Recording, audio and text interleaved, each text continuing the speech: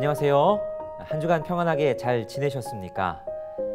또 사사기 성경 공부 시간이 돌아왔습니다. 우리 YBS를 이렇게 쭉 진행하면서 여러분 어떻게 여러분 삶 가운데에서 말씀을 통해서 열매들이 좀 맺혀지고 있으신지 모르겠습니다. 이제 벌써 사사기도 6번째 강의가 됐습니다. 하나님께서 이 지난 5번의 시간 동안 어떤 은혜를 주셨는지 잘 새겨보시면서 또 오늘도 어떤 은혜를 주실지 기대하면서 나가시면 좋겠습니다. 함께 기도하고 시작하겠습니다. 사랑의 하나님, 오늘도 하나님께서 우리에게 주실 말씀을 기대하며 하나님의 음성에 우리의 귀를 기울입니다. 오늘도 말씀을 전하는 사람에게나 듣는 사람에게나 동일하게 성령께서 일하여 주시고 그 성령님께서 우리 각 사람에게 필요한 은혜들을 허락하여 주옵소서. 긴 시간이지만 집중력이 흐트러지지 않도록 도와주시고 하나님께서 우리 모두에게 은혜의 시간, 감사의 시간, 감격의 시간이 되게 하여 주옵소서. 예수 그리스도의 이름으로 기도하옵나이다. 아멘. 날씨가 많이 더워졌습니다. 이제 날씨가 더워지기도 했지만 참 여기저기 나가고 싶고 좀 이렇게 바람 쐬고 싶은 그런 때인 것 같습니다. 하지만 또 이렇게 화면 앞에 앉아서 우리가 성경을 공부하게 됐습니다. 그래서 오늘은 또 새로운 장소를 한번 준비를 해봤습니다. 오늘은 이제 우리가 피크닉을 나왔다, 소풍을 나왔다 생각하고 돗자리를 깔고 앉아서 그늘 밑에서 편하게 또 이렇게 시원하게 불어오는 바람을 맞으며 하나님의 말씀을 듣는다 하는 마음으로 공부하면 좋겠다 싶은 생각에 이제 이 뒤에 배경화면을 이제 소풍 나온 장면으로 한번 준비를 해봤습니다. 여러분 지루할 수도 있고 졸릴 수도 있지만 이제 기분을 좀 상쾌하게 하는 마음으로 시작하고 또 그 속에서 하나님께서 주시는 시원한 은혜를 누릴 수 있었으면 좋겠습니다. 자, 오늘은 사사기 6강입니다. 4장 1절부터 5장 31절까지의 말씀을 가지고 여자를 사사로 세우다라는 제목하에 우리 하나님의 말씀을 함께 공부해 보고자 합니다. 자, 먼저 지난 시간 복습을 한번 다시 해보시죠. 지난 시간에는 우리가 두 번째 사사 에훗에 대한 이야기를 함께 공부했습니다. 자, 먼저 점령된 종려나무 성읍. 에훗의 시대에 이제 이스라엘, 특히 베냐민 지파를 대상으로 그들을 쳐들어왔던 나라는 모압이었습니다. 그리고 그들의 왕은 에글론이었지요. 점령된 대표적인 성읍은 종려나무 성읍이라고 성경에는 기록되어 있었는데 우리는 이곳이 여리고 또는 여리고 근방으로 배웠습니다. 자, 여리고라는 성읍은 원래 성벽이 없는 성읍이었지요.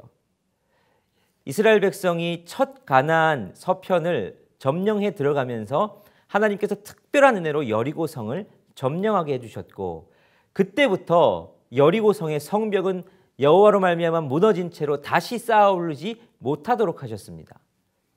그리고 그곳에 거주하고 있던 베냐민 지파, 성벽이 없는 성읍에 거주했다 말씀드렸죠. 그렇다는 것은 그들이 강하다는 의미도 되기도 했지만 하나님께서 특별히 지켜주시는 성읍이다라고도 말씀드렸었습니다. 그런데 그 성읍이 점령됐다는 것은 하나님께서 이제 징계하시기로 마음먹었다 하는 것을 뜻하는 것이었죠. 자, 그 징계의 결과로 말미암아 이스라엘 백성들이 18년 만에 하나님 앞에 부르짖습니다. 하나님 살려주세요. 하나님 나 좀 도와주세요. 그러자 하나님께서 사사를 세우시는데 누구를 세우십니까? 왼손잡이 사사 에훗을 사사로 세우십니다. 이 왼손잡이라는 번역은 여러 학자들이 논쟁이 있다 말씀드렸습니다. 오른손이 제한받는 사람이라는 게 원어적인 뜻인데요. 선천적인 왼손잡이라는 해석도 있고 또는 일부러 왼손을 단련하고 훈련한 사람이라는 뜻도 있지만 우리가 조금 더 무게를 실어서 봤던 건 오른손에 장애가 있는 사람, 그래서 왼손을 쓸 수밖에 없는 사람 이렇게 해석을 했었습니다. 그런 해석을 했을 때 우리는 어떤 교훈을 얻게 됐습니까? 하나님께서 나의 약점도 하나님의 강점으로 일하게 하시는구나 하는 것을 우리가 봤습니다. 그리고 이제 마지막 3장 맨 마지막 31절 속에서 우리는 삼갈의 이야기도 봤는데요. 이 짧은 한 구절 속에서도 하나님께서 어떻게 일하시는 분이심을 보여주신다 말씀하셨죠. 이 소모는 막대기 하나를 가지고 블레셋 사람 600명을 죽였습니다. 소모는 막대기가 뭐 얼마나 대단한 무기였겠습니까? 그 당시에는 철병거들이 있어가지고 다들 벌벌벌벌 떨었는데, 그런데 하나님께서 이 삼가를 사용하심으로 말미암아 내가 이 소모는 막대기로도 너를 구원할 수 있다 하는 걸 보여주셨다 말씀드렸죠. 자, 이러한 이야기들을 이렇게 연결선상에서 우리가 이제 오늘은 네 번째 사사를 만나보도록 하겠습니다. 네 번째 사사는 여자 사사 드보라입니다. 자, 그러면 우리 사사기에 사이클이 있다고 말씀드렸던 것도 기억하시죠? 자, 사사기에는 네 가지 사이클, 이 네 단계의 사이클이 계속해서 반복된다라고 말씀을 드렸습니다. 첫 번째는 범죄하고, 그리고 나서는 하나님 앞에 하나님께서 이들을 징계하시고, 이 징계를 받은 이스라엘 백성들은 살려달라고 부르짖고, 하나님은 그들의 부르짖음을 들으신 후에는 구원하시고, 이 드보라의 이야기도 이 똑같은 구조로 진행이 됩니다. 우리 그럼 그 구조를 따라서 한번 찬찬히 살펴보시지요. 자, 첫 번째 사이클입니다. 범죄하고. 우리 4장 1절 말씀 같이 한번 읽어보겠습니다. 시작. 에훗이 죽으니 이스라엘 자손이 또 여호와의 목전에 악을 행하매. 여기서 이제 에훗이 죽으니라고 되어 있는데, 이게 이제 원어적인 이 문법적인 표현으로 하면 에훗이 죽고 바로 그 다음, 그러니까 에훗이 죽자마자라는 뜻이 됩니다. 이스라엘 백성들의 죄를 단적으로 보여주는데요. 사사기의 특징을 다시 한번 기억하시죠? 사사기는 가면 갈수록 암울하게 이 시대 상황을 그린다 말씀드렸습니다. 이스라엘 백성들이 이제는 에훗, 이 위대한 사사 에훗이 죽고 나자마자 곧바로 또 하나님 앞에 범죄하기를 시작합니다.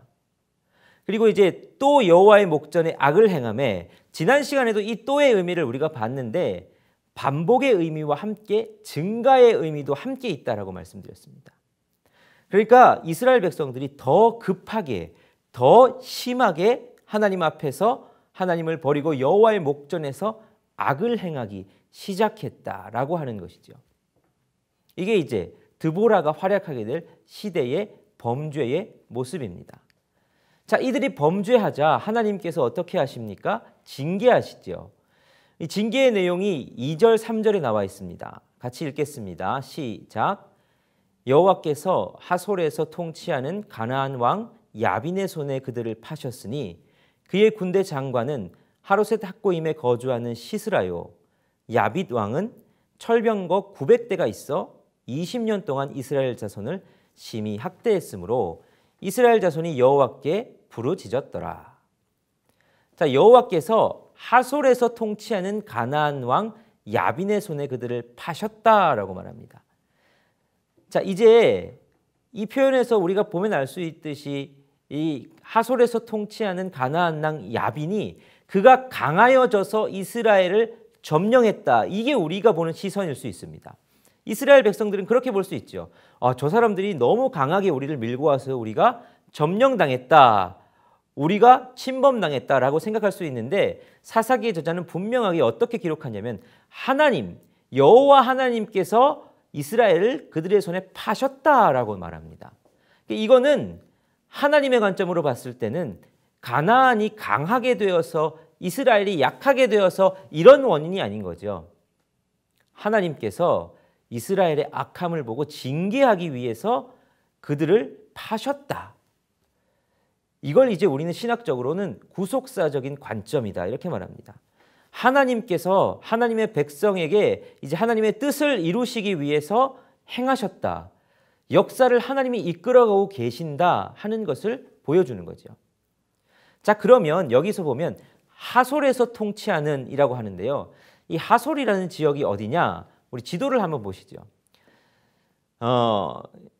여러분, 이게 지금 그 당시 가나안 땅 지도인데요. 우리가 잘 아는 예루살렘이 여기 있고요. 우리 그리고 베델. 이따가 우리가 보겠지만 드보라 선지자는 이 베델과 여기엔 나타나지 않지만 라마가 이쪽 지역쯤에 있고 이 사이에서 활동을 했습니다. 그리고 하솔은 어디 있는 곳이었냐? 여 위에 있죠. 납달리 땅에 있던 지역입니다. 그런데 납달리 지파가 이 지역을 정복했느냐? 그렇지 못했죠. 그러니까 하솔에서 통치하는 야빈, 그것도 그를 가나안 왕이라고 지칭을 하고 있습니다. 자, 그러면 여기서 야빈은 누구일까? 하솔에서 통치하는 가나안 왕 야빈인데요. 이 야빈은 우리가 이걸 생각해 볼 수 있습니다. 이 야빈이 개인의 이름일까? 아니면 어떤 왕을 호칭하는 호칭일까? 그걸 이제 알아보려면 여호수아 11장 1절을 참고하면 됩니다. 11장 1절에 이렇게 나옵니다. 하솔 왕 야빈이 이 소식을 듣고. 자, 여기서도 하솔 왕 야빈이 나오거든요. 근데 우리가 기억해야 될 건 뭐냐면 여호수아서 11장의 내용은 지금 우리가 읽는 이 드보라 이야기의 본문보다 약 150년 전의 사건을 기록해 놓은 이야기입니다. 그러면 여러분 한번 생각해 보십시오. 150년 전에 이곳에 하솔이라는 곳에 야빈이라는 왕이 있었습니다. 근데 150년 지나서 동일하게 그곳에 야빈이라는 왕이 있습니다. 그러면 이 둘은 동일 인물일까요? 다른 인물일까요? 다른 인물일 가능성이 절대적으로 많죠. 150살을 살았을 가능성은 잘 없습니다. 그러면 이 야빈이라는 이름은 개인의 이름일까요? 왕을 호칭하는 호칭일까요? 예, 왕을 호칭하는 호칭입니다. 이런 게 있죠. 우리는 애굽의 왕을 뭐라고 부릅니까? 바로라고 부르죠. 이제 세상적인 역사에서는 파라오라고 말하죠. 그러면 블레셋의 왕은 뭐라고 부릅니까? 아비멜렉이라고 부르죠. 이게 사람의 이름이 아니라 왕을 호칭하는 호칭이라는 말이죠. 이 가나안의 왕이라고 불리는 하솔에서 통치하는 이 야빈 역시 이 야빈이라는 게 누구의 이름이 아니라 그 왕을 호칭하는 호칭이었던 겁니다. 자, 그렇다면 이 야빈이라는 호칭이 앞에 하솔에서 통치하는 가나안 왕이라고 부르는데 왜 하솔의 왕도 아니고 가나안 왕이라고 부를까요? 이건 그 당시에 이 배경을 이해하면 여러분 이해하기가 쉬우신데요. 가나안 땅은 어떤 하나의 왕조가 있었던 이 통치 체계가 아닙니다. 그러니까 여러 도시국가와 같은 이 여러 부족들의 연합체였죠. 이들이 각자 다른 통치 행위들을 하다가 전쟁이나 특별한 함께 해야 될 종교적 행사가 있으면 함께 모였습니다. 그리고 그들을 이 연합체였기 때문에 그들을 대표하는 왕이 한 명이 있었는데 가장 영향력이 강한 왕이었겠죠. 그 사람이 바로 하솔에서 통치하는 가나안 왕 야빈이라는 왕이었던 겁니다. 자, 하나님께서 이 하솔에서 통치하는 가나안 왕 야빈의 손에 그들을 파셨습니다. 이제 그러면 가나안 전체 부족의 연합체의 왕이라는 것은 알겠습니다. 근데 또 다른 한 사람이 나오죠. 그의 군대 장관은 하로셋 학고임에 거주하는 시스라요. 그럼 이 시스라는 누구인가? 그의 군대 장관이라고 말합니다. 그러면 이스라엘 백성들을 실제적으로 압제했던 사람은 누굴까요? 예, 시스라입니다. 야빈 왕은 철병거 900대가 있었다라고 말하지요. 이 철병거 900대를 가지고 실제적으로 이스라엘을 압제하고 그들에게 점령하고 수탈하고 했던 사람은 누구라고요? 시스라죠. 야빈은 그 왕을 말하는 거고요. 우리가 일제시대를 생각하면 쉽습니다. 일왕이 있었죠. 그러나 한국에 와서 직접적으로 한국을 괴롭히거나 수탈하거나 침범했던 사람은 누굽니까? 예, 총독이었죠. 그것과 마찬가지인 존재였습니다. 자, 이 시스라를 중심으로 야빈 왕이 철병거 900대나 있었단 말합니다. 그리고 20년 동안 이스라엘 자손을 심히 학대했다라고 말합니다.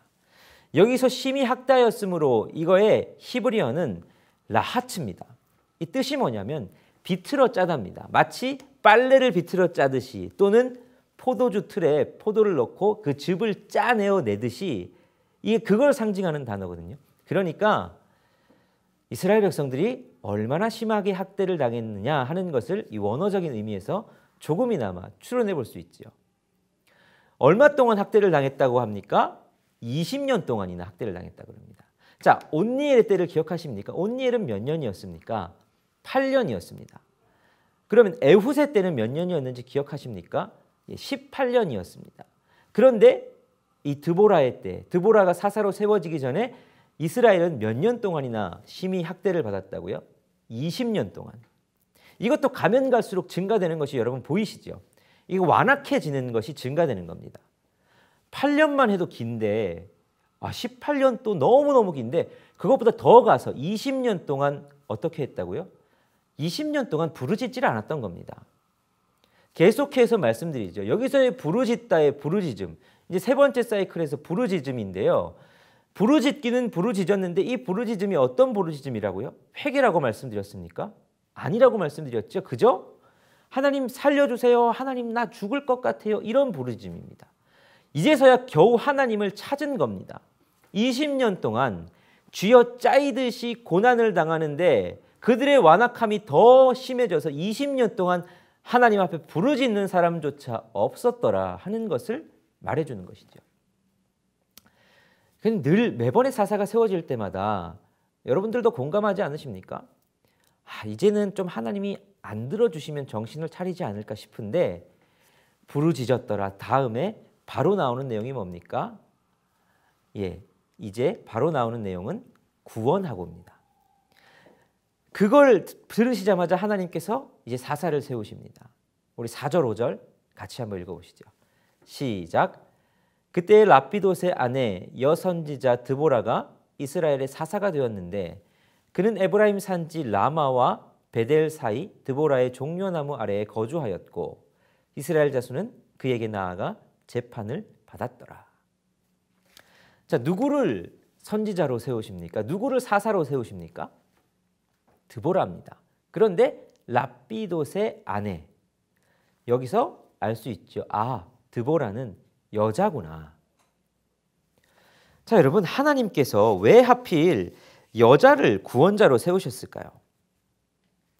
이스라엘 백성들은 자기들이 고통을 당하는 이유는 저 시스라 그리고 야빈 왕이 가진 철병거 때문이다라고 생각했습니다. 철병거 때문에 우리는 저들을 절대 이길 수 없을 것이라고 미리 단정했고 그들 앞에 복종할 수밖에 없었죠. 그래서 그들로부터 학대를 당할 수밖에 없었습니다.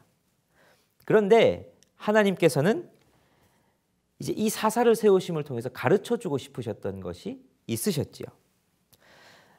오늘 이제 이 드보라가 등장하기 전 바로 앞에 우리가 먼저 이제 지난주 돌아보면서도 살펴봤지만 바로 앞에 등장하는 사사는 누구의 내용입니까? 삼갈의 내용입니다. 삼갈은 어떤 사사였다고요? 소 모는 막대기로 블레셋 사람 600명을 쳐 죽인 사사였다고요. 그 앞에는 누굽니까? 에훗입니다. 에훗은 어떤 사람입니까? 에훗은 장애를 가진 사람이었습니다. 한 손을 못 쓰는, 왼손밖에 못 쓰는. 그 전에는 누굽니까? 온니엘이었습니다. 온니엘은 어떤 사람이었습니까? 온니엘은 85세의 노인이었습니다. 그리고 오늘은 누구를 사사로 세우십니까? 드보라죠. 하나님께서 왜 여자를 사사로 세웠는지 여러분 좀 짐작이 가십니까? 우선 첫 번째 이유는 간단합니다. 세울 만한 남자가 없었던 겁니다. 하나님이 사람을 왜 안 찾으셨겠습니까? 남자들 중에서도 찾아보셨겠죠. 그런데 도저히 세울 만한 남자가 없었던 겁니다. 농담이 아니라 정말 세우고 싶어도 세울 사람이 없으셨던 거죠. 그러니까 찾다가 누가 됐습니까? 랍비돗의 아내 드보라가 된 거죠. 여러분, 드보라는 어떤 사람입니까? 유부녀입니다. 그리고 여자지요. 여러분, 여자는 출애굽기에서도 그랬지만 계수에도 들어가지 않던 시절입니다. 숫자를 세는데 그 숫자에도 포함되지 않던 게 여인의 위치입니다. 제가 계속 이 여자를 깔보는 듯한 말을 해서 죄송한데 이 여성을 비하하려고 하는 게 아니라 이 당시의 상황이 그랬습니다. 여성은 무엇도 할 수 없는 존재입니다. 그래서 가장 사회적으로 약자라고 취급받는 게 누구였습니까? 과부와 고아였습니다. 그들이 사회적으로 가장 약한 사람들이었습니다. 아무것도 자기의 힘으로 할 수 없는 사람, 남편이 없으면 아무것도 아닌 사람, 그런데 그런 여인을 들어서 하나님께서 사사로 세우십니다. 이걸 통해서 무엇을 말씀하고 싶으십니까? 85세 된 노인 온니엘, 왼손밖에 못 쓰는 장애인 에훗, 소모는 막대기 하나 들었던 삼갈, 여인 드보라, 이걸 통해서 하나님이 우리에게 뭘 보여주시겠습니까? 철병거를 바라보고 있는 그들을 향해서 너희들 철병거를 이길 수 있는 수단을 원해서 너희 그렇게 철병거를 이길 수 있는 강력한 수단을 가지면 해결될 것 같냐? 여기서의 문제가 철병거인 것 같냐? 라고 오히려 이스라엘 백성을 질타하시는 하나님의 모습이 보이죠. 중요한 건 이 약한 사람들, 이 별 볼 일 없는 것을 통해서도 하나님이 하시면 하시더라 라는 것을 배우는 겁니다. 사사를 통해서 우리가 쭉 배웠죠. 첫 시간에도 제가 말씀드렸습니다. 사사기는 위대한 영웅인 사사들을 소개하는 책이 아닙니다. 사사들을 면면히 한번 뜯어보십시오. 지금 드보라까지는 그나마 흠이 없고 괜찮은 사사들을 우리가 보고 있습니다. 그런데도 어떻습니까? 정말 사사가 이 사람들이 대단해 보이십니까? 85세 노인이 그렇게 대단해 보이고 왼손을 못 쓰는 장애를 가진 사람이 그렇게 대단해 보이고 소모는 막대기 하나 든 사람, 그리고 숫자 개수에도 안 들어갔던 그 여인, 그들이 정말 그렇게 대단하여서 이 놀라운 일을 행했다고 생각이 드십니까? 사사기는 그걸 말하려고 하는 책이 아닙니다. 사사기는 진정한 위대한 영웅, 위대한 사사는 하나님 한 분밖에 안 계심을 말하는 책입니다. 오늘 본문에서도 그렇습니다. 왜 하나님이 하필 여인을 사사로 세우셨을까요? 하나님께서 하심을 보여주고 싶으셨던 겁니다. 너희들의 약점, 이 약한 것을 내가 들어 사용할 때 어떤 일이 일어나는지를 봐라. 이걸 이스라엘 백성들에게 보여주고 싶으셨던 거지요. 철병거만 보면서 부들부들 떨고 마음 약해져서 움직이지 아무것도 못하는, 하나님보다 이 철병거가 크게 보이는 이들 앞에서 내가 이 철병거를 어떻게 깨부시는지 봐라. 이걸 보여주고 싶으셨던 것이 하나님의 의도지요. 여러분, 이게 우리 신앙생활에도 마찬가지입니다. 사사시대 사람들에게는 철병거가 그들을 두렵게 하는 존재였지요. 오늘을 살아가는 우리에게도 하나님보다 더 두려워 보이는 존재들이 있지 않으십니까? 내가 먹고 사는 문제, 내 월급 통장에 월급이 끊어지면, 내 직장에서 직장 문제가 생기면, 내가 장사하는 것들이 잘 안 되고 사업하는 것들이 잘 안 되고 진로가 잘 안 되면 하나님보다 내가 더 두려워하는 것들이 있지 않으십니까? 그게 오늘 이 시대에 우리의 철병거죠. 그러니까 이스라엘 백성들이 철병거를 무서워해서 이 가나안 왕에게 압제를 당했던 거 어떻게 보면 너무 자연스럽습니다. 오늘 이 시대도 수없이 많은 사람들이 그런 일을 행하고 있으니까요. 이 세상에 흘러가는 시기, 세상 그렇게 안 살면 안 될 것 같아서 막 두근두근 두려워하면서 세상의 흐름에 그냥 그렇게 순종해서 가죠. 하나님은 야, 내가 그거 이길 수 있는데, 그렇게 하시면서 약한 사람들을 들어 사용하시는데 우리는 도저히 철병거를 이길 수 없을 것 같아서 하나님, 나는 안 됩니다. 나는 못 이깁니다. 그렇게 하나님 앞에서 도망하는 때가 얼마나 많은지 모릅니다. 물론 이게 쉽지 않죠. 두렵습니다. 여러분, 이게 결코 쉽다고 제가 말씀드리는 거 아닙니다. 저도 제가 뭐 하나님만 너무 잘 의지하는 사람이라서 이런 성경 공부를 하느냐? 아니죠. 저도 이걸 이렇게 다시 공부하면서 너무너무 회개합니다. 그럼 우리가 어떻게 해야 됩니까? 자, 우리는 날마다 이 철병거에 집중을 합니다. 계속해서 우리가 가진 자원보다 큰, 우리가 이길 수 없을 것 같은 문제만 계속 바라보죠. 그걸 이기고 하나님께서 사사 드보라를 세우시는 것처럼 하나님의 뜻에 맞는 삶을 살아가려면 우리가 어떻게 해야 됩니까? 철병거가 아니라 계속해서 하나님 볼 수 있는 시간들이 우리 삶 가운데 늘어나야 됩니다. 여러분, 그래서 예배가 중요하다라는 말씀을 하는 겁니다. 공예배의 자리를 좀 지키자. 할 수 있는 한 모이고 공동체, 구역 모임, 또 여러 소그룹 모임, 새벽 기도나 수요 기도나 주일 예배나 여러 이 기도회나 모임들에 우리가 함께 모이기를 힘쓰자 하는 이유는 교회에 와서 교회 일만 해라, 교회가 잘 되는 것이 다가 이것 때문이 아닙니다. 우리를 지키기 위해서죠. 세상에서 훨씬 많은 시간을 보내는데, 그러면서 세상의 문제들과 세상에 커 보이는 것들에 우리의 시선을 계속 빼앗기는데, 시간 나면 우리 다시 하나님께로 우리의 시선을 돌이키자는 겁니다. 우리 삶의 자리들에서도 그래서 말씀을 펴서 읽고 하나님 앞에 기도하는 시간을 가지고 어떻게든 하나님을 생각하는 시간을 늘려가고, 그게 잘 안 되면 다시 교회로 나오고, 이제 우리 교회에서 크로스라는 이제 교제 회복 운동, 기도 회복 운동을 시작합니다. 예배당에 와서 하루 27분 기도를 하자. 또는 매일 이제 우리가 올려드리는 이 새벽 아직도 밝기 전에 거기에 교회를 위한 기도 제목이 나갈 겁니다. 그런 시간들을 통해서 계속해서 기도의 자리로 초청하는 이유는 뭡니까? 다시 하나님을 바라보자는 겁니다. 우리 혼자 있으면 우리는 잘 안 되니까 그래? 그러면 우리 공동체니까 모여서 다시 힘써보자. 그게 매일의 새벽 기도와 또 수요 기도와 주일의 예배와 구역 예배들이 있는 이유인 거죠. 철병거를 바라보는 게 아니라 하나님을 바라보기 위해서입니다. 자, 하나님이 세우신 드보라 사사 어디에 거주했다고 말합니까? 라마와 베델 사이 드보라의 종려나무 아래 거주하였다라고 말합니다. 이제 라마와 베델 사이는 아까 지도에서 말씀드린 이스라엘의 중부 지역입니다. 근데 여기서 거주하였다는 말이 우리는 이 한글 그대로 읽으면 거기 집이 있었나 보다라고 생각할 수 있지만 사실 원어적으로 보면 히브리어 요셰베트라는 단어인데요. 이건 앉다라는 의미입니다. 여기서 이 앉다는 거주하기 위해서 거기에 산다는 의미가 아니라 어떤 공적인 업무를 보기 위해 앉아있다라는 의미입니다. 그러니까 드보라의 종려나무라는 것은 그녀의 집이 아니라 한마디로 말하면 사무실이었던 거죠. 그 사무실에 앉아있으면 사람들이 그에게 나와서 재판을 받고 했던 겁니다. 여기서 이 재판받는 내용이 나오는 걸 보면 이제 사사의 역할, 재판관으로서의 역할도 있었음을 우리가 알 수 있죠. 자, 이제 이 드보라 이야기 다음에 나오는 게 바로 바락의 이야기입니다.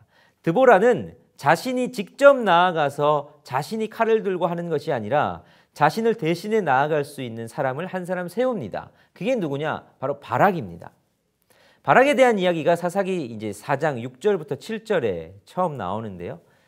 자, 6절에 보면 이렇게 되어 있습니다. 드보라가 사람을 보내어 아비노암의 아들 바락을 납달리 게데스에서 불러다가 그에게 이르되 이스라엘 하나님 여호와께서 이같이 명령하지 아니하셨느냐 이렇게 말합니다. 자, 사람을 보내어서 아비노암의 아들 바락을 납달리 게데스에서 불렀다 말합니다. 자, 게데스는 어디냐? 아까와 동일한 지도인데요. 자, 여기 밑에가 베델이고 라마는 한 요쪽 지역쯤 됩니다. 그러니까 드보라가 거주했던 지역은 이 지역이겠죠. 그러면 아까 우리는 하솔을 위치를 봤습니다. 그리고 하솔 위를 보니까 납달리 게데스가 있는 것을 볼 수 있습니다. 게데스는 그러니까 납달리 지역에 있는 지역이기도 했고 더군다나 야빈이 통치하는 이 하솔의 바로 근방에 있는 지역이기도 했습니다. 그리고 이스라엘의 최북단을 우리는 어디로 보냐면 이 단으로 봅니다. 그러니까 이스라엘 전체로 있어서는 가장 북쪽에 사는 사람들 중에 한 사람이었죠. 그런데 이 드보라가 이 중부 지역에 있던 그런 드보라가 이 북부 지역 게데스에 있는 바락을 부릅니다.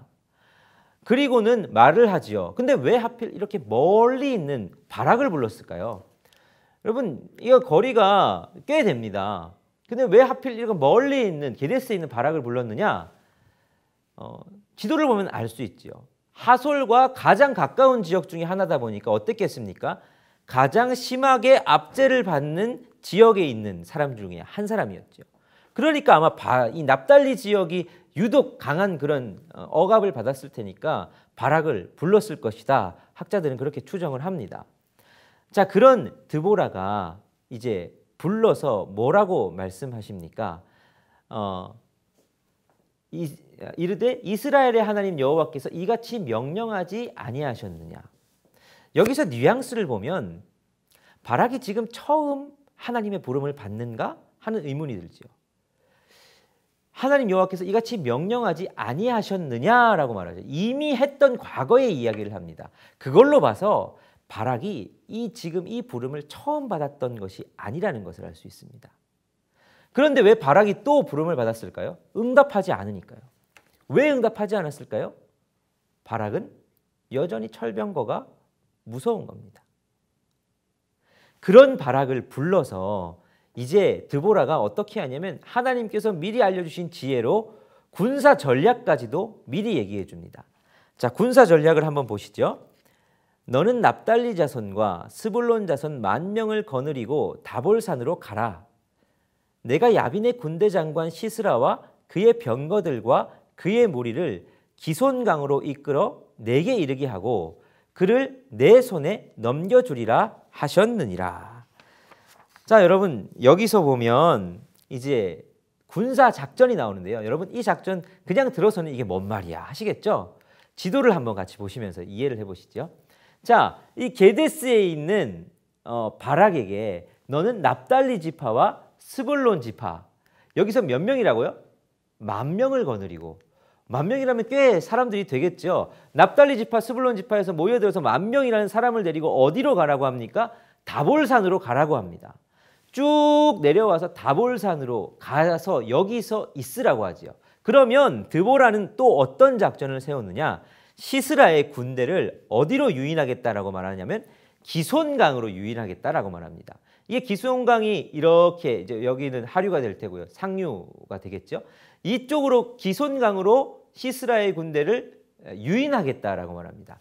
그러면 그리고 나서 네게로 이끌 것이다. 그러니까 시스라의 군대를 다볼산으로 이끌 것이다라고 이야기를 하고 있죠.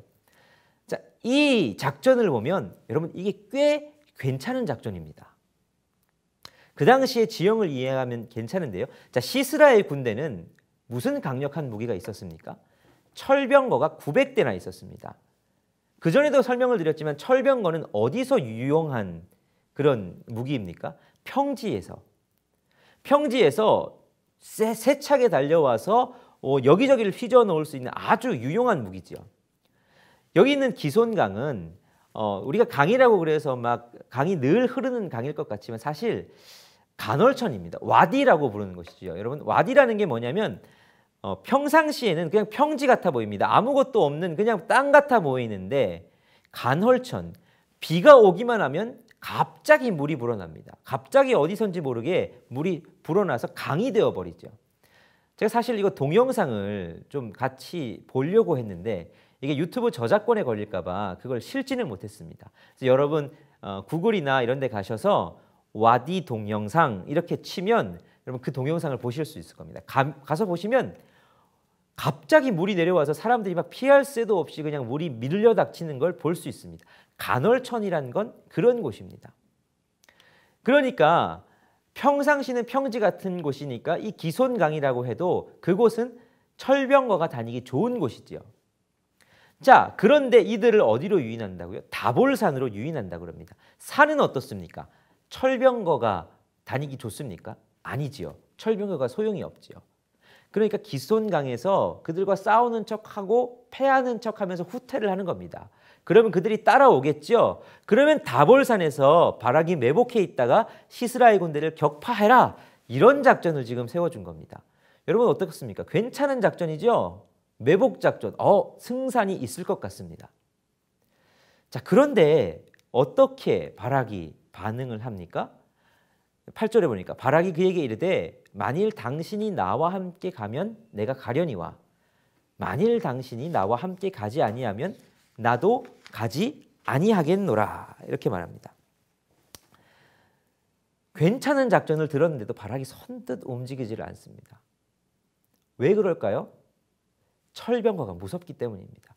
바락은 철병거의 위력을 너무나도 잘 알고 있었습니다. 왜냐하면 하솔에서 가까운 지역으로서 철병거의 위력을 누구보다도 많이 체감했던 사람이기 때문에 그 트라우마가 남아있는 겁니다. 철병거 하면 그냥 자다가도 벌떡벌떡 일어날 정도로 무서운 거죠. 그러니까 아무리 매복하고 뭐 그런다고 해도 야, 이게 정말 될까? 내가 가서 될까? 이미 패배의식에 젖어 있죠. 그러니까 누구를 붙듭니까? 드보라를 붙잡고 늘어집니다. 당신이 나와 함께 가면 내가 가고 당신 안 가면 나 안 가겠습니다. 그러자 드보라가 내가 함께 가겠다. 그러나 내가 이번 가는 길에는 영광을 얻지 못하리니. 자, 여러분 이런 바락의 마음이 이해가 가십니까? 저는 이해가 갑니다. 왠지 혼자 가면 안 될 것 같거든요. 사람이란 게 그렇지 않습니까? 자기 혼자 가면 안 될 것 같은데 듬직한 누군가가 있으면 그게 하나가 아니라 둘이고 둘이가 아니라 셋이면 사람이 자신감이 붙죠. 그런 마음으로 충분히 이해가 갈 수 있습니다. 그러나 지금 믿음의 기준으로 봤을 때 이 바락의 행동은 좋은 믿음은 아닙니다. 저는 그래서 이 믿음을 뭐라고 이름 붙였냐면 부적을 붙드는 신앙이다 이렇게 이름을 붙입니다. 왜 부적을 지니고 있으면 이 부적이 나를 지켜줄 것 같고 이 부적이 나의 액을 막아줄 것 같고 그렇게 사람들이 느끼지 않습니까? 근데 예수를 믿으면서도 그렇게 신앙생활하는 사람들이 있습니다. 여러분 그렇지 않으십니까? 왠지 뭔 일이 있으면 목사님 우리 집에 한번 모시면 일이 잘 풀릴 것 같고 능력 있는 권사님이나 능력, 은사 많은 분 가서 기도 한번 받으면 모든 일이 다 잘 될 것 같고 내 자녀들 앞길도 창창해질 것 같고 나 혼자 기도하면 안 될 것 같고 그런 신앙이 우리 가운데도 있지요. 하나님의 약속이 있고 하나님께서 계획하신 것들을 알려주기까지 하셨는데 하나님을 믿는 것보다 하나님은 눈에 보이지 않으시니까 신앙 좋아 보이는 사람, 하나님과 함께하는 것 같은 사람, 나의 하나님이 아니라 저 사람의 하나님인 듯이 그냥 붙들고 있는 겁니다. 여러분 이게 바락이 믿음이 없어서 그럴까요? 아니요. 믿음이 없지 않습니다. 하나님을 믿는 사람입니다. 우리를 생각해 보실까요? 여러분 예수 믿지 않으십니까? 예수 믿으시죠? 예수님이 우리 구원자라는 거 믿으십니까? 오늘 당장 우리가 죽어도 예수님 믿는 믿음으로 구원 얻는다는 거 여러분 믿으십니까? 아멘이죠. 내가 이미 예수님을 믿었으니까 하나님의 아들과 딸이 되었고 하나님 나라를 누릴 수 있는 사람이 되었다는 거 믿으십니까? 믿지요. 우리는 예배 시간마다 아멘 아멘 합니다. 그런데 여러분 시험이 닥쳐오면 거뜬히 다 이겨내십니까? 나는 이 정도 믿음으로 이 정도 시험은 문제 없어. 모든 시험을 다 그렇게 거뜬히 다 이겨내시던가요? 못하죠. 그리고서는 또 누군가에 막 매어 달릴 때가 있지요. 하나님의 약속이 잘 안 들어오죠. 하나님의 때가 늦춰지는 것 같죠. 이게 진짜 될까 하는 마음이 들기도 하죠. 그런 신앙이 우리에게도 있습니다. 사실 저는 바락을 보면서 우리의 신앙을 보는 것, 저의 신앙을 보는 것 같기도 합니다. 이왕이면 드보라 같은 신앙이면 좋을 텐데 그런데 하나님께서 이 바락을 통해서도 그래도 일하고 계십니다. 자 보면 이제 이 바락의 이야기가 계속 이어질 텐데요. 그중에 11절 이 한 절이 갑자기 들어와서 흐름을 깹니다. 이게 전혀 상관없는 구절이 하나가 들어와 있습니다. 뭐냐? 읽어보시죠. 모세의 장인 호밥의 자손 중 겐 사람 헤벨이 떠나 게데스에 가까운 사하나님 상수리 나무 곁에 이르러 장막을 쳤더라. 왜 이 사람의 이야기가 나왔을까? 이게 상관이 있습니다. 이제 이야기가 나중에 이 헤벨의 이야기가 나오거든요. 자, 모세의 장인 호밥의 자손 중이라고 나와 있는데요. 여기서 이 구절을 좀 잘 이해해야 합니다. 이 한글 성경에서는 모세의 장인 호밥 이러니까 모세의 장인의 이름이 호밥이라고 여기서 느껴지지 않습니까? 근데 모세의 장인의 이름은 호밥이 아니거든요. 자, 민수기 10장 29절을 보면 모세가 모세의 장인 미디안 사람 르우엘의 아들 호밥에게 이르되라고 나옵니다. 그러니까 여기서 호밥은 누굽니까? 모세의 장인 미디안 사람 르우엘의 아들이니까 처남이죠, 처남. 그리고 사실 이 장인이라고 기록된 이 장인으로 번역된 단어가 호텐인데요. 이 호텐은 장인으로도 번역될 수 있지만 처남으로도 번역될 수 있습니다. 그러니까 올바른 번역은 뭐냐? 모세의 처남 호밥의 자손 중이지요. 이 모세가 광야길을 행할 때에 그의 호밥에게 가서 이제 부탁을 합니다. 당신 광야의 길이 밝지 않습니까? 그러니까 우리와 함께 하지요. 그럼 우리가 당신을 선대하겠습니다. 처음에는 호밥이 거절을 합니다. 나중에 이 자손들의 이야기들을 보면 호밥이 함께 했던 것으로 그려집니다. 이방인으로서 그래도 40년간 광야 생활을 함께 하면서 이스라엘 민족과 함께 했던 이 호밥, 이 겐 사람이라고 표현되는 이 호밥이 이제 그 호밥 자손들이 어딘가에 이제 정착을 해야 되지 않겠습니까? 이스라엘 백성들도 다 지파별로 땅을 분배받았으니까. 이 사람이 이 호밥의 자손 중에 누가 있었냐면 헤벨이라는 사람이 있었는데 이 사람이 게데스 가까운 사하나님 상수리 나무 곁에 이르러 장막을 쳤더라. 아까 게데스가 어딘지 우리가 봤죠. 자, 그 이야기를 우선 기억하고 넘어가시면 다음 이야기가 이제 쉽게 풀어집니다. 자, 이제 그렇게 바락이 이제 가서 이제 전쟁을 하죠. 자, 이후에 이제 어떤 일이 펼쳐지냐면 시스라가 나중에 걸어서 도망하는 이야기가 나옵니다. 바락이 결국에는 나중에 보면 전쟁을 승리하거든요. 그러면서 시스라가 도망합니다. 그러면 왜 나중에 아까 11절에 헤벨의 이야기가 나왔느냐? 17절에 보면 이 시스라가 도망한 장소가 어디냐면 겐 사람 헤벨의 아내 야엘의 장막입니다. 왜 그렇게 도망했느냐? 하솔 왕 야빈과 겐 사람 헤벨의 집 사이에는 화평이 있었다라고 말합니다. 자, 겐 사람 헤벨은 누굽니까? 40년간 이스라엘 백성들과 함께했던 호밥의 자손입니다. 그럼 이스라엘 백성들과 가까운 사람이겠죠? 근데 왜 하솔 왕 야빈과 화평이 있었을까요? 겐 사람 헤벨이 어떤 지역에 가서 이제 자기도 터를 잡고 가나안 땅에서 살아야 되는데 그러려면 어떻게 하는 게 편하겠습니까? 그 지역에 잘 나가는 유력한 사람과 화친을 맺는 게 그에게 있어서는 유리하겠죠. 이들이 어디에 있었다고요? 게데스 가까운 곳에 뭐가 있었습니까? 게데스 가까운 곳에 이 하솔이 있었고 거기에 유력한 사람이 하솔의 왕 야빈이었던 거죠. 그래서 헤벨은 그 이방 사람들과 화평을 맺었던 겁니다. 여러분, 겐 사람 헤벨 역시도 호밥의 자손으로서 하나님의 명령을 준행하고 가나안 정복 전쟁의 원리를 다 알고 있었던 사람인데 이 사람조차도 그곳에 가서 점령을 하는 게 아니라 그 지역과 화평을 했던, 그러니까 가나안과 세상과 타협하면서 살았던 헤벨의 모습을 보여주는 거죠. 자, 이제 바락이 이제 시스라와 전쟁을 하려고 합니다. 근데 이제 4장 12절 13절에 보니까 큰일이 났습니다. 바락이 다볼산에서 옳은 것, 즉 매복하고 있는 것을 사람들이 시스라에게 알렸다라고 말합니다. 그러니까 매복이 들통난 거죠. 학자들은 이걸 도대체 누가 알렸을까라고 했을 때 아까 우리가 앞에서 봤던 헤벨의 집 사람들이 알렸을 것이다 라고 추정을 합니다. 자, 이제 매복이 들통났습니다. 아주 괜찮았던 작전이 다 어그러졌습니다. 그러자 이제 그 매복을 안 시스라가 어떻게 합니까? 모든 병거, 곧 철병거 900대와 자기와 함께 있는 모든 백성을 하로셋 학고임에서부터 기손강으로 모은지라. 자, 원래는 기손강에 모여서 그들의 유혹을 따라서 매복하고 있는 다볼산까지 가야 됩니다. 근데 그러지 않고 기손강에 진을 칩니다. 내려오라는 겁니다. 우린 다볼산으로 안 간다. 너희 내려와라. 이제 시스라를 이기는 게 불가능해 보이는 상황이 되어버리고 말았습니다. 이제 모든 계획이 다 흐트러졌습니다.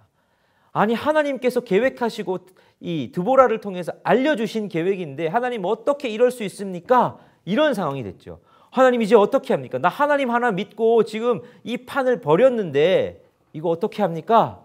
이런 상황이 됐죠. 자, 이때 드보라는 어떻게 하는지 한번 보시죠. 자, 드보라가 바락에게 이르되 일어나라. 이는 여호와께서 시스라를 내 손에 넘겨주신 날이라. 여호와께서 너의 앞서 나가시지 아니하시느냐 하는지라. 자, 드보라가 다볼산에 매복해 있던 이 바락에게 일어나라. 그리고 가라. 말씀하시는 거죠. 자, 이게 매복 작전이 안 먹히게 됐습니다. 그리고 저 앞에는 철병거 900대가 있습니다. 근데 이 믿음 좋은 드보라가 야, 여호와가 네 앞에 있지 않느냐. 내려가라. 바락의 등을 떠미는 거죠. 그러자 바락이 어떻게 합니까? 바락이 10,000명을 거느리고 다볼산에서 내려갑니다. 저는 이 바락의 마음이 이해가 가는 것 같아요. 바락이 등 떠밀려서 내려가는 겁니다. 드보라가 가라 그러니까 이미 판은 벌려놨고 어떻게 할 줄 모르겠는데 자기가 의지하는 사람이 야, 그냥 가 하면서 등을 떠미니까 울며 겨자 먹기로 내려갑니다. 바락이 하나님을 믿는 믿음이 충만해져서 내려갔다라고는 생각되지 않습니다. 등 떠밀려 내려간 겁니다. 그런데 하나님께서 놀라우신 건 등 떠밀려 내려가는 이 믿음도 하나님이 사용하시더라 하는 거죠. 성경을 보면 그런 이야기들이 많습니다. 정말 훌륭한 믿음을 가져서 하나님이 사용하시는 것이 아니라 하나님께서 등을 떠미시고 해서 그렇게 사용하시는 경우들이 많지요. 앞으로 우리 그런 사사들을 계속해서 보게 될 겁니다. 자, 그런데 어떻게 결과는 어떻게 됩니까? 여호와께서 바락 앞에서 시스라와 그의 모든 병거와 그의 온 군대를 칼날로 혼란에 빠지게 하시매. 자, 혼란에 빠지게 하셨다. 이게 무슨 말일까요? 결국 혼란에 빠지게 하심으로 시스라는 병거에서 내려서 도망하고 한 사람도 남은 자가 없이 다 이렇게 전멸을 합니다. 그러면 하나님이 도대체 어떤 일을 행하신 걸까? 칼날이 그냥 갑자기 그냥 혼란에 빠져서 서로가 서로를 죽였나? 근데 이게 힌트가 사사기 5장 20절 21절 이 드보라의 노래 가운데 있습니다. 20절 21절에 보면 20절에 이런 표현이 있습니다. 별들이 하늘에서부터 싸우되. 이게 시거든요. 노래거든요. 그러니까 이거 학자들이 이게 어떻게 된 일인지를 이제 구성을 하는 겁니다. 그래서 이 일들에 대해서 이렇게 이야기를 합니다. 아까 기손강은 어떤 강이라고 그랬습니까? 와디라 그랬죠. 간헐천이라고 그랬습니다. 이 간헐천은 비가 내리기 시작하면 순식간에 물이 불어나서 물이 막 흘러 들어온 그런 강입니다. 그러니까 별들이 하늘에서부터 싸웠다는 것은 진짜 별이 막 하늘에서 싸우는 게 아니라 천재지변이 일어날 정도로 강력한 비가 내렸다는 거죠. 막 하늘이 일그러지고 구름이 가득 채지고 막 습기가 많아지니까, 그리고 하늘로부터 천둥 번개가 막 치기 시작하고 먹구름이 들려오기 시작하니까, 그러니까 별들이 하늘에서부터 싸우는 것 같은 상황이 된 겁니다. 그걸 시적으로 표현한 거죠. 그러면서 먹구름이 들이치고 천둥 번개가 치고 엄청난 집중호우가 내리기 시작했다라고 생각을 합니다. 그러면서 갑자기 이 기손강이 와디가 되어버린 거죠. 강이 되어버린 겁니다. 그전에는 물이 말라있는 평지와 같았는데 갑자기 물이 막 들어내려오기 시작하니까, 여러분 갑자기 물이 쓸려 내려왔을 때 그 물 가운데서 철병거가 뭐 어떻게 소용이 있겠습니까? 바퀴가 움직이길 하겠습니까? 그럴 때는 그냥 두 발 들고 낫던 사람이 훨씬 더 유리한 겁니다. 그러니까 이들끼리 막 갑자기 이 비가 내려가지고 갑자기 물 가운데 거의 수장되다시피 하고 움직이질 못하니까 이들이 그것 때문에 멸망을 당했다라고 생각이 되는 것이죠. 자, 여러분 생각해 보십시오. 결국 이건 누가 하신 겁니까? 하나님이 하신 겁니다. 바락은 그냥 믿음으로 등 떠밀려서 내려간 것밖에 없습니다. 그랬더니 어떻게 하십니까? 하나님께서 일하시더라 하는 것이지요. 초자연적인 현상으로 이 자연 만물까지도 하나님께서 다 이렇게 주관을 하심으로 말미암아 결국 시스라의 군대를 패배하게 하십니다. 여러분 이것 속에서 우리가 볼 수 있어야 됩니다. 아, 하나님은 이렇게도 일하시는구나. 우리는 철병거밖에 못 보죠. 하나님이 무슨 일을 하실 수 있을지를 계획하지 않습니다. 여러분 믿음의 싸움을 한다는 것은 내가 가진 자원과 적이 가진 자원을 잘 헤아려 봐야 됩니다. 적이 가진 자원 철병거 900대, 아 많다. 내가 가진 자원? 아무것도 없는 것 같은데? 이게 아니죠. 믿음의 눈을 가지고 볼 수 있어야 되죠. 내가 가진 자원이 뭡니까? 하나님이시죠. 하나님이 어떤 하나님이십니까? 비바람을 주관하시고 천지 만물을 주관하시고 전능하신 하나님으로 말미암아 못하시는 게 없는 하나님이시지 않습니까? 그러면 저쪽에 철병거와 내 쪽에 아무것도 없는 걸 비교하는 것이 아니라 저쪽에 철병거 900대가 있다면 내 쪽에는 전능하신 하나님이 계시다. 이걸 비교할 수 있는 게 믿음이지요. 드보라는 그 믿음을 가지고 바라가 내려가라 말한 것이고, 바락은 그걸 보지 못하지만 드보라의 믿음에 등 떠밀려 내려갔지만 무엇을 경험합니까? 승리하게 하신 하나님을 경험합니다. 그것을 통해서 하나님의 놀랍고 위대하심을 알게 되는 것이죠. 하나님은 우리 가운데도 이렇게 일하시기를 원하십니다. 자, 이제 시스라가 도망을 합니다. 시스라가 걸어서 도망을 해서 어디로 갑니까? 겐 사람 헤벨의 아내 야엘의 장막에 이르렀다라고 말합니다. 자, 근데 여기서 조금 궁금한 거, 왜 헤벨의 장막이 아닌 야엘의 장막이라고 표현했을까요, 여러분? 헤벨이 집주인인 것 같은데 그 이유는 헤벨의 아내가 한 명이 아니었기 때문입니다. 그 당시 일부 다처는 아주 보편화되어 있었던 것이었죠. 그 중에서도 야엘의 장막에 하필 시스라가 가게 되었던 것 같습니다. 자, 그렇게 가게 되자 어떻게 합니까? 야벨이 그를 맞이하드립니다. 그러면서 시스라가 내가 목마르다 하니까 야엘이 우유 부대를 열어서 목을 채울 뿐만 아니라 이 배도 채우게 합니다. 그것 때문에 깊이 잠에 들게 되죠. 시스라가 단단히 부탁합니다. 야, 다른 사람이 오면 내가 여기 없다고 꼭 좀 해라. 야엘이 그 다짐을 해주고서는 시스라가 깊이 목도 마른 것 가셨겠다. 배도 채웠겠다. 피곤하겠다. 정신없이 골아 떨어졌죠. 그러자 어떻게 합니까? 야엘이 말뚝을 가지고 오고 손에 방망이를 가지고 와서 말뚝으로 그의 관자놀이를 망치로 쳐서 방망이로 쳐서 박아서 죽입니다. 대단한 여인 같죠. 왜 야엘은 하필 말뚝으로 이렇게 죽였느냐? 말뚝이 특별한 의미가 있느냐? 그렇다기보다 이 당시는 장막 치는 일이 여인들의 몫이었습니다. 야엘의 장막은 야엘이 장막을 쳐서 자기의 장막으로 삼은 곳이었죠. 그러니까 장막을 칠 때 필수적인 말뚝, 이 말뚝을 박는다는 것은 야엘에게 있어서는 너무 일상적인 일이었고 이 시스라를 어떻게 죽인가 했을 때 가장 먼저 생각할 수 있는, 자기가 가장 잘할 수 있는 방법이었기 때문이었습니다. 하나님은 이렇게 일하더라 하는 것이죠. 자, 여러분 한번 비교해 보십시오. 헤벨은 어땠습니까? 헤벨은 이스라엘 그들과 함께 하시던 이스라엘의 하나님을 버리고 가나안 사람들과 화평하며 그 유력한 사람들과 지내는 것이 더 좋다라고 선택했습니다.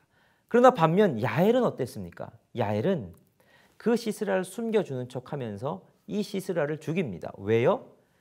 야엘은 하나님을 택한 겁니다. 눈앞에 이득을 택한 헤벨이 있었지만 그에 반면에 야엘은 어떻게 했느냐? 하나님을 택한 사람이었다라고 하는 겁니다. 이 두 사람을 정확히 비교해 줍니다. 여러분, 우리는 눈앞에 이득을 택하는 사람입니까? 하나님을 택하는 사람입니까? 눈앞의 이득은 세상을 당장 쉽게 살아갈 수 있을 것처럼 보입니다. 그러나 우리는 믿음의 눈을 들고 야엘과도 같이 하나님을 택할 수 있는 사람이 되어야죠. 이를 통해서 하나님은 이스라엘을 구원해 내십니다. 그리고 바락이 비록 전쟁에서는 승리하게 했지만 드보라가 예언한 것처럼 내가 네 영광을 여인에게 빼앗길 것이다 라고 한 것처럼 이 적장을 죽이는 영광은 결국 야엘, 하나님을 택한 야엘에게 돌아가게 되었습니다. 자, 여러분, 오늘은 이렇게 드보라의 이야기를 봤습니다. 드보라의 이야기 속에서 여러분 어떻습니까? 아주 위대한 영웅을 여러분 보십니까? 누구 하나 위대한 영웅은 없지요. 근데 하나님이 해 가시는 걸 보게 됩니다. 단지 하나님을 붙드는 사람, 그 붙드는 사람 속에서 하나님이 어떻게 일하시는지를 보여주십니다. 여자인 드보라를 사용하시고요. 믿음 없는 바락을 사용하십니다. 그리고 아무것도 아닌 것 같은 남편이 하나님을 버린 그 집안에서 그나마 하나님을 붙들고 있었던 별 볼 일 없는 사람 야엘을 하나님이 사용하시죠. 사사기 속에서 우리는 계속 이것을 보게 됩니다. 여러분, 우리가 위대해서 하나님이 우리를 사용하시는 것도 우리가 잘나서 우리가 신앙생활을 잘할 수 있는 것도 아니죠. 하나님은 우리의 약점을 사용하십니다. 그리고 하나님께서 하심을 세상 사람들에게 보여주십니다. 그러므로 여러분, 우리가 약하다는 것을 부끄러워하지 않으셨으면 좋겠습니다. 우리가 별 볼 일 없다 하는 것에 대해서 기죽지 않으셨으면 좋겠습니다. 그걸 그저 하나님 앞에 드리시는 저와 여러분들이 되시기를 바랍니다. 그러할 때에 하나님께서 우리를 통하여서도 놀라운 일들을 행하실 줄 믿습니다. 기도하시겠습니다. 사랑의 하나님, 오늘도 우리가 하나님의 말씀 속에서 우리의 신앙을 돌아봅니다. 우리도 따지고 보니 온니엘과 같이, 에훗과 같이, 삼갈과 같이, 드보라와 같이, 바락이나 야엘과 같이 별 볼 일 없는 사람들입니다. 그런데 하나님은 그런 우리들에게 우리의 인생을 통하여서도 사사들의 삶 가운데 일어났던 일과 같은 놀라운 일들을 행하시겠다 말씀하십니다. 오늘도 말씀 속에서 이 말씀을 거울 삼아 우리의 삶을 비춰보므로 낭망하거나 좌절하거나 내 삶에 실망하는 것이 아니라 내 삶을 있는 그대로 하나님 앞에 드림으로 말미암아 사사시대에 일하셨던 하나님을 우리 삶 속에서도 체험하는 우리들이 다 되게 하여 주옵소서. 예수 그리스도의 이름으로 기도하옵나이다. 아멘.